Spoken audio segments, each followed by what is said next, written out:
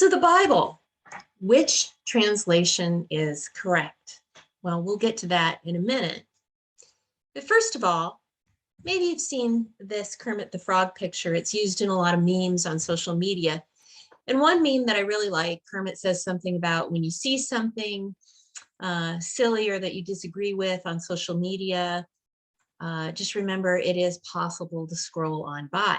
And generally, I kind of agree with Kermit there.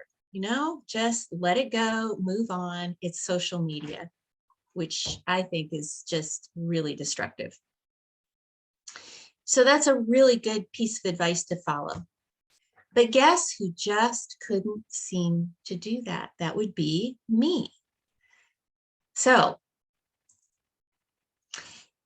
couldn't do it. Here's the story.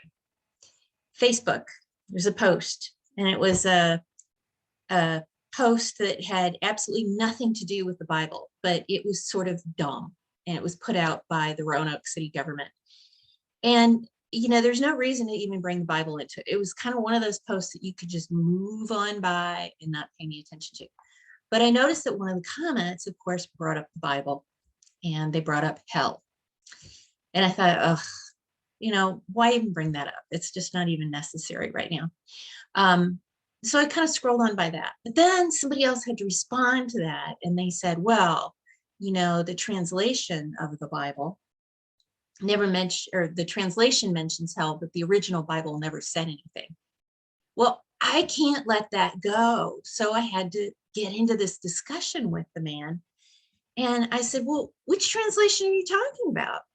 And he said, well, there was a documentary that I saw, and the translators in the documentary said that they inserted the word hell, but that wasn't really in the original. So my first thought was, so what, these original translators came back from the dead to do this documentary? Is that what you're saying? And he said, no, you're stupid. I'm talking about the translation that was done after 1942. And the more he talked, the more I just thought, this guy really is clueless. He saw some bizarre documentary, and he's kind of stuck on this documentary, and I have no idea if it was credible or not.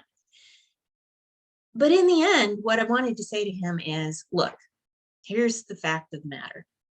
The Bible was written over thousands of years by different people, and it was written in an original language of Aramaic, Hebrew, or Koine Greek. So if you can read those languages, you're going to really find out what it says in the Bible. But most of us can't read those languages really fluently.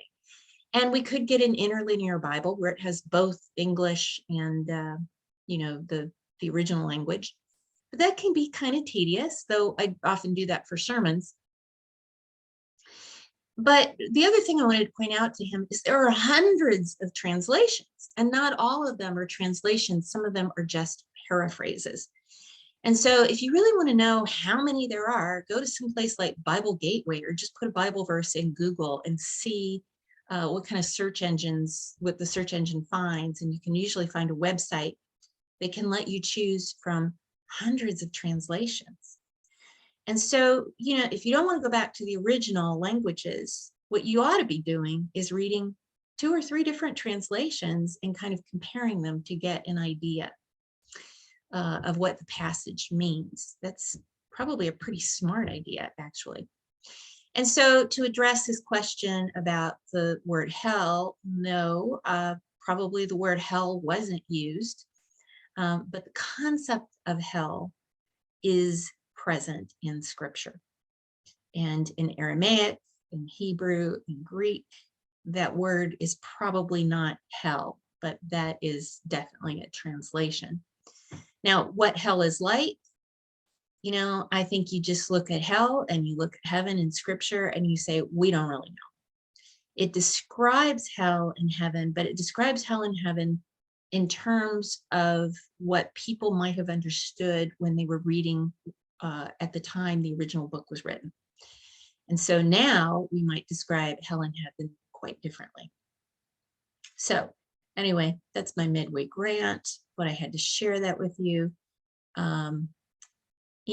I just wasted probably a half hour of my day with some random guy on the internet And honestly, I regret that. And I could have been spending my time doing something far better. I just could not stop myself. So the lesson to you is get a couple different translations and read them if you want to know the truth. And second, just scroll by, do what Kermit says.